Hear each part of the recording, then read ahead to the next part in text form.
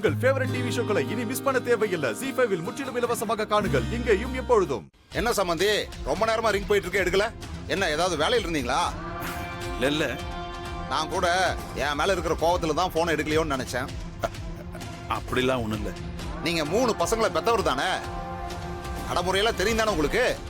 உங்ககிட்ட ஒரு வாக்கு கொடுத்துட்டு அது தப்பா போகும்போது உங்களுக்கும் கோபம் வரும் தானே?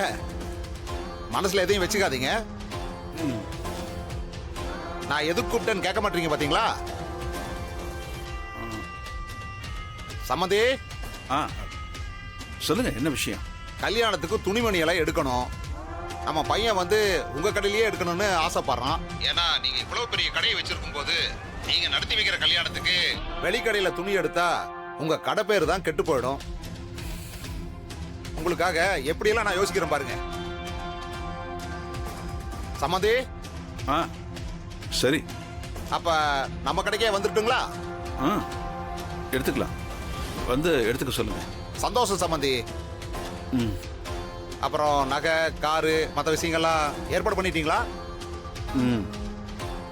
எதுவும் குறை வராம பாத்துங்க சம்மந்தி. நம்ம வேற உறவாக போறோம், மனஸ்தாபம் எதுவும் வந்துடக்கூடாது இல்ல? என்ன நான் சொல்றது? சரிங்க சம்பந்தி. சந்தோஷம் சம்மந்தி. அப்ப நான் வச்சிடறேன் போன. இந்த ஆள் துணிமணி எடுத்துட்டு அமைதியா போனா பரவாயில்ல, தேவையில்லாம ஏதாவது பேசி குழப்பம் பண்ணிட்டா என்ன பண்றது? என்ன பாக்குற? இது நான் எடுத்துக்கிட்ட பெரிய பொறுப்பு. இதுல எந்த தடங்களும் வராம நீதான் என் கூட நின்னு இந்த கல்யாணத்தை நடத்தி வைக்கணும். அப்பதான் அந்த பொண்ணும் நல்லா இருக்கும்.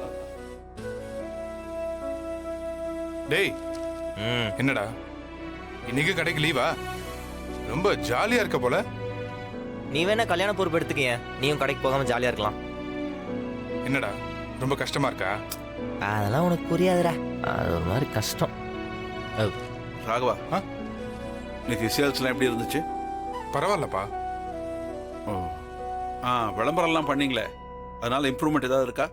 டெலிகாஸ்ட் இப்பதான் ஆயிருக்கு, இனிமே தான் வருவாங்க. டேய், நம்ம கடை விளம்பரத்தை பார்க்குறாங்களா இல்லை அது வரும்போது சேனலில் மாத்துறாங்களா? ஒன்றுமே தெரியலையே.